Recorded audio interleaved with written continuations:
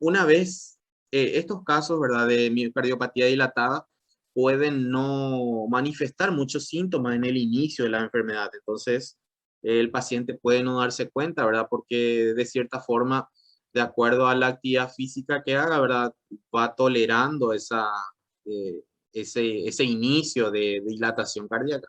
Pero llega un momento en el que ya el corazón se encuentra muy dilatado, entonces no es capaz de contraerse bien, digamos. Por lo tanto, empieza a producir afectación, ¿verdad?, en los diferentes órganos. Por ejemplo, el paciente va a empezar eh, cuando necesita una mayor demanda de oxígeno, cuando hace actividad física, por ejemplo, o algún esfuerzo, va a empezar con dolor de pecho, va a empezar con la disnea, ¿verdad?, que es la dificultad respiratoria, va a empezar con las palpitaciones, con las arritmias, ¿sí? Y una vez que inician esos síntomas, el 75% de los pacientes, ¿verdad?, si no se corrige la causa, mueren a los 5 años, ¿sí? Y el tratamiento suele ser el trasplante en estos casos idiopáticos, ¿verdad? Porque no hay una causa estructural o una patología de base que enfrentar, ¿verdad? Que tratar. Entonces, el tratamiento suele ser el trasplante. Es muy diferente, por ejemplo, a lo que es la cardiomiopatía dilatada, ¿verdad?, que es la secundaria. Entonces, dentro de este grupo de patologías tenemos eh, afectación cardíaca, pero secundaria a otras causas. Por ejemplo, entre las más comunes en nuestro medio, el etanol, ¿sí? El consumo de alcohol. Entonces, generalmente el consumo agudo de grandes cantidades de alcohol pueden producir una cardiomiopatía dilatada y sería secundaria, ¿sí? Aquí ven más del 50% de los casos que son secundarios, entonces son debidos al alcohol, al etanol, ¿sí? También tenemos, por ejemplo, las antraciclinas, ¿verdad? Que son medicamentos que se utilizan, o sea, una línea de medicamentos, una familia de medicamentos que se utilizan como quimioterápicos, pero son cardiotóxicos, ¿sí? Tenemos también el cobalto, por ejemplo, ¿verdad? Cuando se realizan tratamientos de radioterapia, entonces, si esa radioterapia también afecta al corazón, ¿verdad? Puede producir una miocardiopatía o cardiomiopatía, son sinónimos, dilatada secundaria, ¿sí? También la cocaína eh, es, un, es una causa, ¿verdad?, de miocardiopatía dilatada secundaria. Luego tenemos la miocardiopatía del embarazo, ¿sí? Que se da, por ejemplo, en mujeres negras, multíparas, ¿verdad?, mayores de 30 años, donde hay una asociación a miocarditis, ¿verdad? Miocarditis periparto o déficit nutricionales. Entonces, tengo entendido que por ejemplo, estas miocardiopatías del embarazo, ¿verdad?, las dilatadas, eh, específicamente las miocarditis, periparto, son muy comunes en la zona del Brasil. Justo tengo un colega que hizo allá en Brasil cardiología y él me decía que era muy común allá en Brasil, ¿verdad? Las miocarditis periparto. Nosotros tuvimos una conocida, una colega, ¿verdad?, que hizo una miocarditis periparto, pero afortunadamente evolucionó bien ella. Y ustedes saben que en la medicina siempre está lo que se dice la ley de las series, ¿verdad? Que es cuando aparece un caso, siempre que al mismo tiempo o unos días después aparece otro y otro y otro caso, ¿verdad? Muy similar. Entonces, creo que aparecieron 3 casos aquí en Encarnación, ¿verdad?, donde yo soy, de miocarditis periparto, y de ellas, de las 3 mujeres, solo una sobrevivió, las otras 2 fallecieron. Entonces, él me estaba comentando que era acá, no se observa tanto, pero en la zona sí que sí era muy, muy común la miocarditis periparto, ¿verdad? La miocardiopatía dilatada periparto. Y generalmente suelen ser autoinmunes o secundarias a desnutrición. Y justamente se observan más en mujeres mayores de 30 años y de raza negra, ¿no? Como un comentario nada más. Dijimos que en la miocardiopatía o cardiomiopatía dilatada, el corazón, ¿verdad? Aumenta de tamaño, aumenta unas 3 veces el tamaño. Primero los ventrículos se dilatan, ¿sí? Y luego, consecuentemente, también las aurículas, ¿sí? Y dentro de esto que serían secundarias, también está, por ejemplo, lo que me preguntaba Pedro, ¿verdad? Que era el Chagas. El Chagas sí entra de lo que sería miocardiopatía dilatada secundaria, ¿verdad? Sería infecciosa por una infección bacteriana, ¿verdad? Y entra aquí, la enfermedad de Chagas.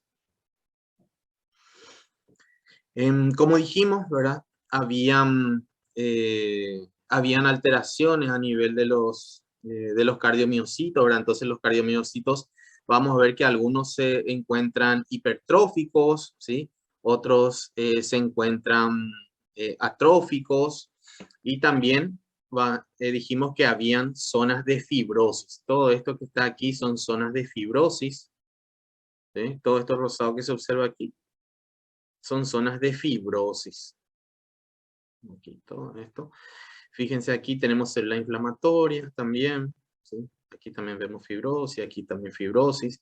Y vemos la hipertrofia de los cardiomiocitos. Los cardiomiocitos normalmente, ustedes saben, ¿verdad? Que son como haces, ¿verdad? Delgados que se suelen ramificar, ¿sí?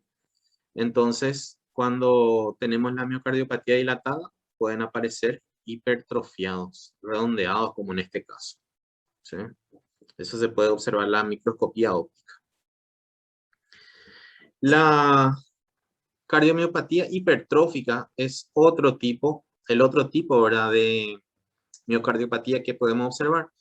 Hace rato dijimos que en la dilatada había dilatación de las cámaras, en este caso en la hipertrófica, como su nombre dice, ¿verdad? Hay un engrosamiento en la pared del corazón, ¿verdad? Principalmente, no tanto en lo que serían las paredes laterales de los ventrículos, sino en el septo interventricular. Es principalmente el septo interventricular el que se encuentra más afectado. Generalmente esta hipertrófica, ¿verdad? No se diagnostica a tiempo porque la mayoría de las personas que están afectadas tienen pocos síntomas, ¿sí? Y de ellos, ¿verdad? De los que tienen síntomas, la mayoría puede desarrollar su vida normal igualmente, ¿verdad? Con esos mínimos síntomas, ¿sí? Generalmente cuando inician los síntomas, ¿verdad? Pueden ser falta de aliento o falta de aire, ¿verdad? Dolor o problemas en el sistema eléctrico del corazón. Esos problemas en el sistema eléctrico del corazón se pueden percibir por las personas como palpitaciones, como arritmias, ¿sí?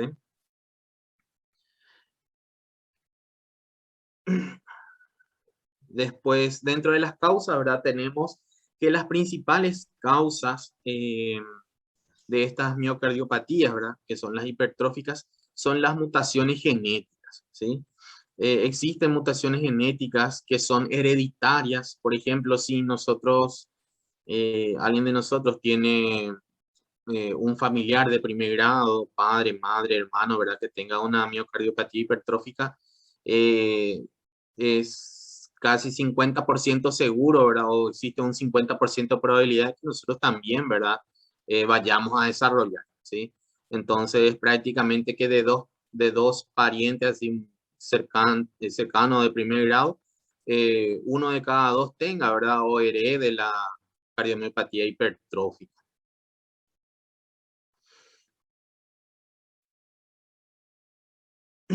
La hipertrofia, ¿verdad? En el corazón es progresiva, se puede dar sin estímulo asociado y generalmente ocurre en las 2 primeras décadas de la vida. Entonces, generalmente, como dijimos, ¿verdad? Suele ser hereditario, por lo tanto, ya desde desde los primeros años de vida empiezan esas alteraciones, ¿sí?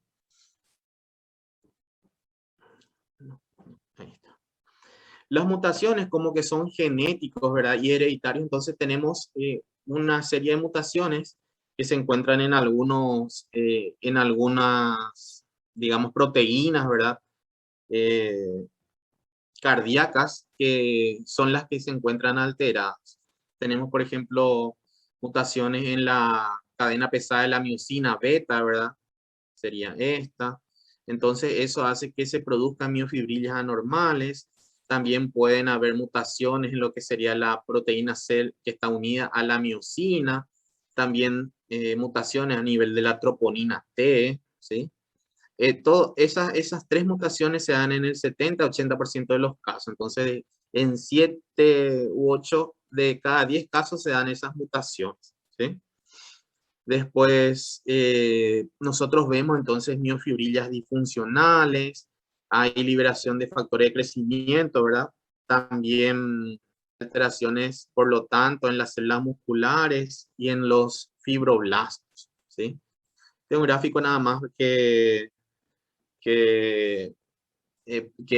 digamos, sirve para que ustedes vean, ¿verdad? A nivel de qué, de dónde, de qué estructuras se observan las alteraciones.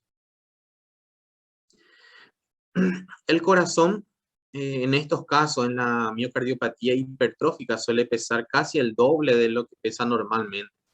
Normalmente pesa 300 y en la cardiomopatía hipertrófica ahora puede llegar a pesar 500 gramos. Hay también un aumento del tamaño del corazón.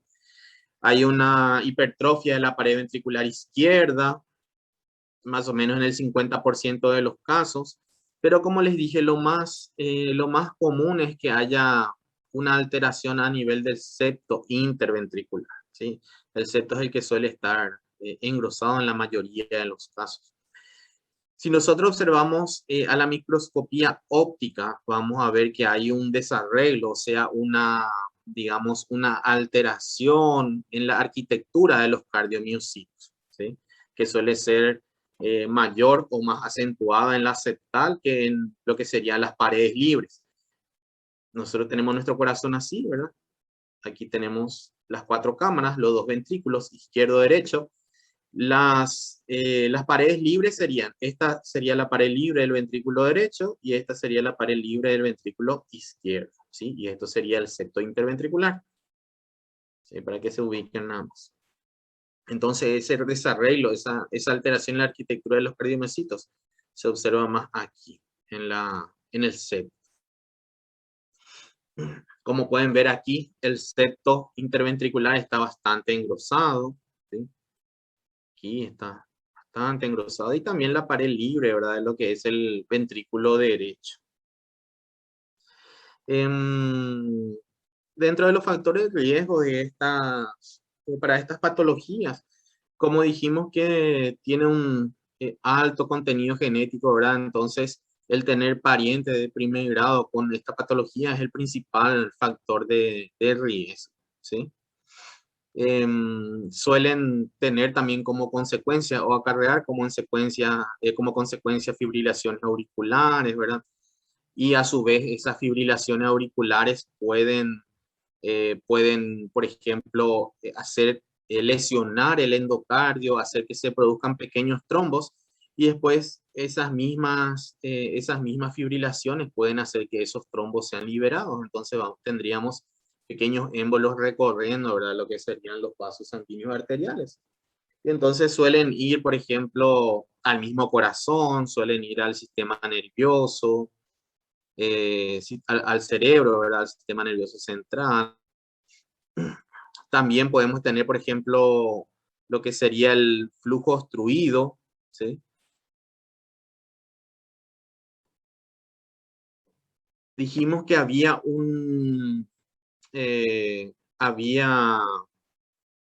una alteración en los cardiomiocitos, ¿verdad? Entonces los cardiomiocitos aparecen desordenados. Aquí, por ejemplo, podemos ver cómo estos cardiomiocitos, ¿verdad? No todos van en el mismo sentido, no todas las fibras van en el mismo sentido.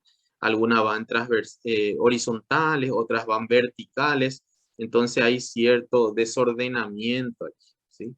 Esa es la manifestación microscópica, ¿verdad? Que más se puede observar a nivel del corazón en la cardiomiopatía hipertrófica.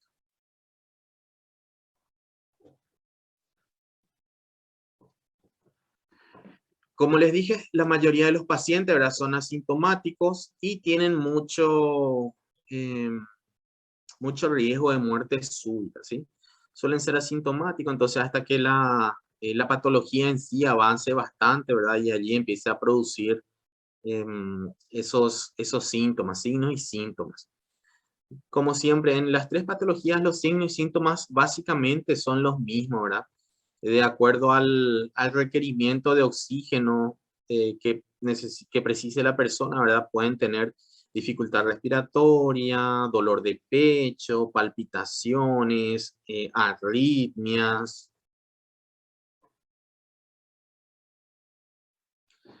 Generalmente se diagnostica, ¿verdad?, entre los 30 y 50 años de edad. ¿Por qué a esta edad? Porque dijimos que la mayoría son asintomáticos, ¿sí? Y habrán escuchado ustedes, por ejemplo, casos de personas jóvenes, ¿verdad?, que no se conocen como enfermos, ¿verdad? O que no, digamos, personas sanas, aparentemente, ¿verdad?, que tienen muerte súbita o que sufren una muerte súbita, ¿verdad? Esos casos, por ejemplo, pueden ser bien pacientes con cardiomiopatía hipertrófica, ¿verdad?, que nunca supieron que tenían esa enfermedad. Entonces, se suele diagnosticar entre los 30 y 50 años. Los signos suelen ser disnea, ¿verdad? Angina. La disnea es la dificultad respiratoria. La angina se manifiesta como dolor de pecho, ¿sí? Y suele producir insuficiencia cardíaca congestiva, ¿sí? Hay una disminución de lo que es la complacencia cardíaca izquierda. Eso quiere decir que hay una disminución de lo que es la dilatación del corazón, ¿verdad? El relajamiento del corazón, ¿sí? Entonces, se produce una obstrucción también del flujo de salida del ventrículo izquierdo. El ventrículo izquierdo no se puede contraer, no puede bombear eficazmente la sangre. El tratamiento, ¿verdad? Eh, el tratamiento usual que se utiliza para la insuficiencia cardíaca, por ejemplo, puede agravar los síntomas. Se suelen utilizar beta bloqueantes, ¿sí?, para mejorar lo que es la relajación muscular, porque básicamente no hay un problema en la contracción, sino que el problema está cuando los ventrículos deben llenarse. Los ventrículos se llenan durante la diástole, ¿verdad?, que es cuando se relajan los ventrículos y se llenan de sangre. Allí es donde ocurre la falla, digamos, ¿sí? Entonces, para eso se utilizan los beta bloqueantes, para disminuir la frecuencia cardíaca, ¿verdad?, y dar más tiempo a los ventrículos de que se relajen y puedan funcionar correctamente.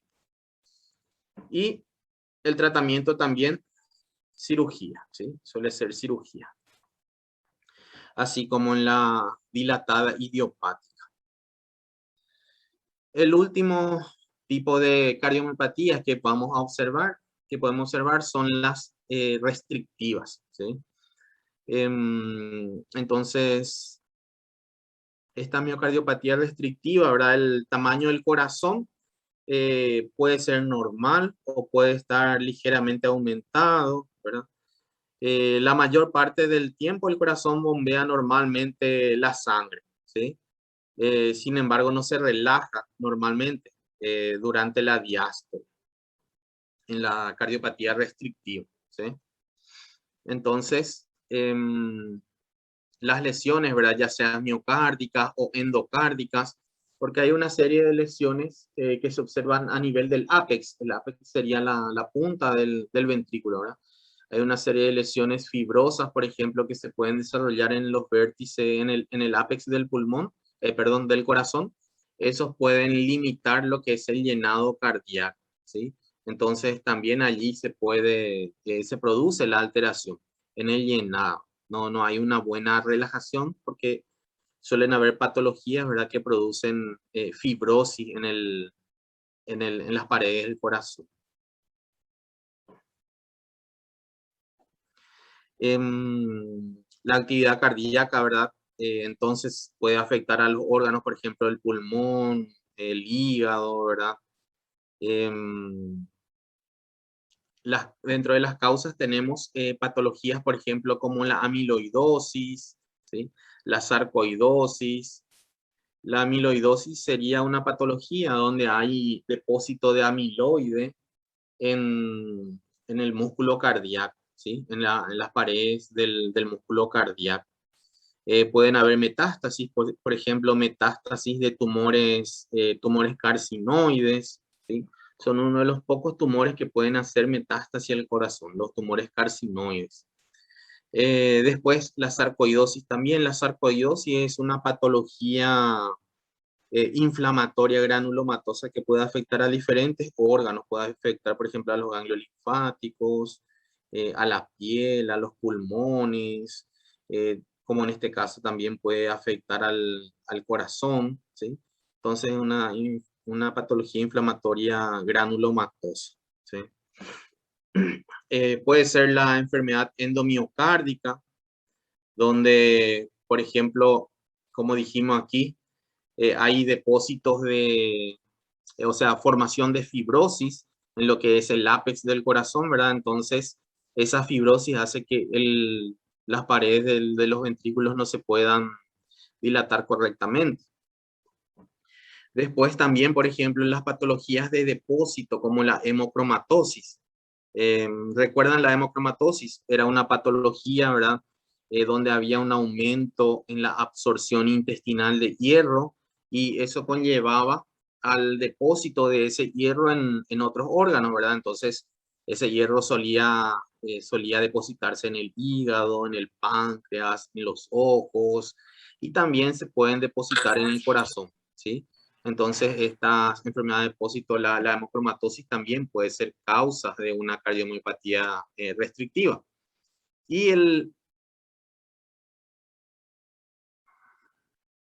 aterosclerosis, la fibrosis, no, no, no, no, no, no, no, no, no es por eso la fibrosis. Y hay un incremento, ¿verdad? En el tejido, o puede ser debido a un incremento en el tejido fibroso intersticial. Esta fibrosis, ¿verdad? Se suele dar hay dos grupos de patologías que forman unos síndromes, dentro de los cuales hay una afectación cardíaca. Uno es el síndrome de Loeffler y el otro es el síndrome era algo como no recuerdo muy bien, de Avin, algo así creo que era, no recuerdo muy bien. Pero eran dos patologías, ¿verdad? Que formaban un síndrome, o sea, que formaban alteraciones en diversos órganos y uno de ellos era la fibrosis a nivel del ventrículo. Entonces, esas lesiones son las que pueden producir fibrosis, ¿verdad? Y producir una cardiomiopatía restrictiva.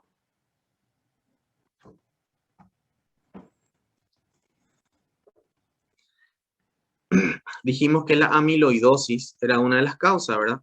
Entonces, puede haber en estos casos, ¿verdad? Cardiomegalia, la consistencia del corazón puede ser firme o puede ser elástica.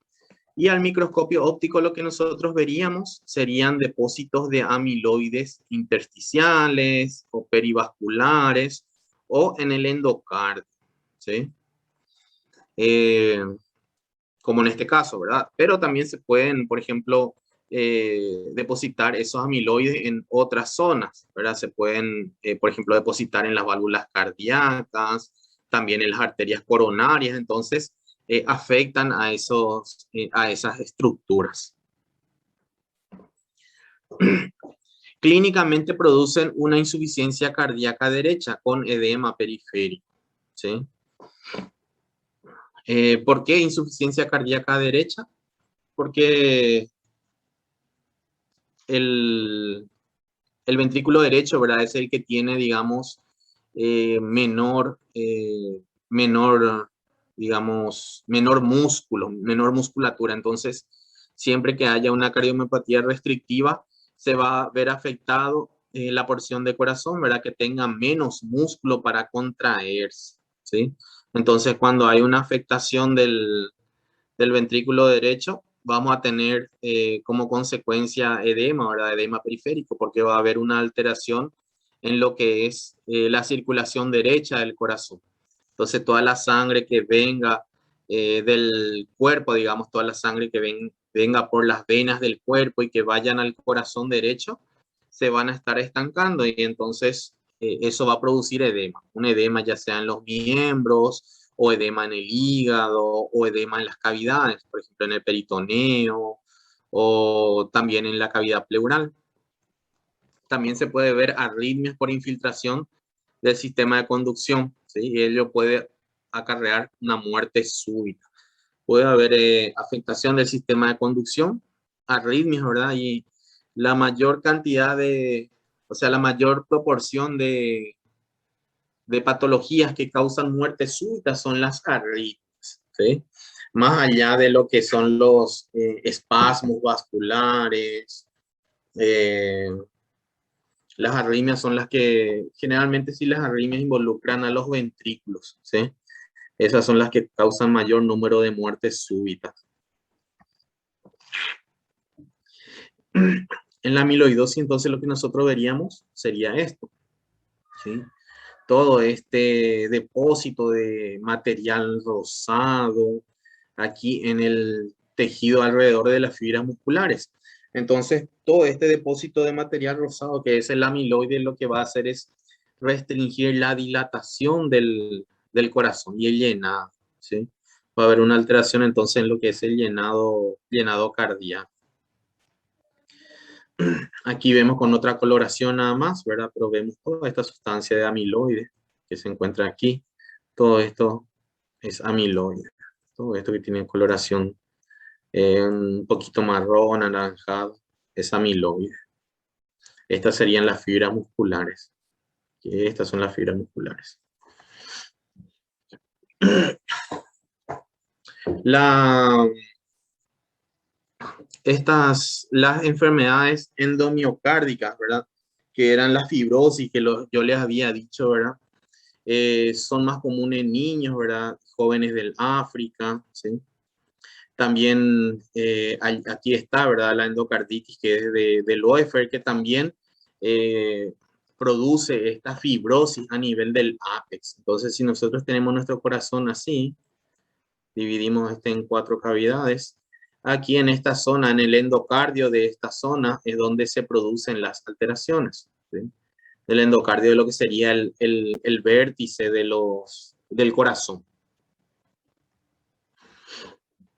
Se suelen observar 3 estadios. El primero suele ser el necrótico, que dura meses.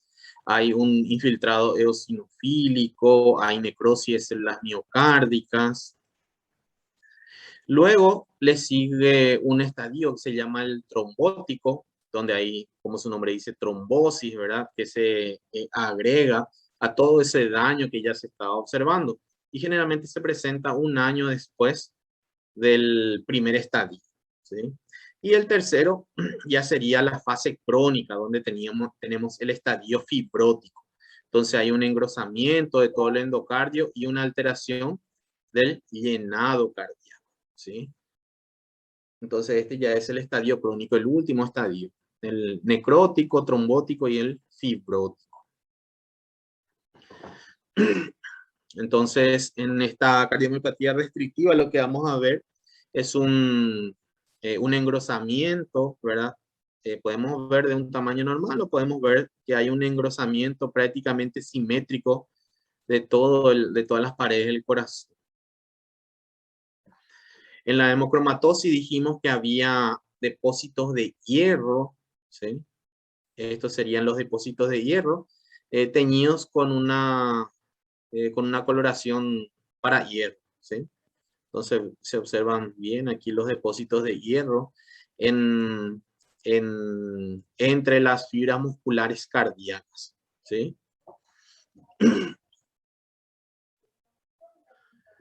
Bueno, ¿tienen alguna consulta, chicos? ¿Alguna pregunta?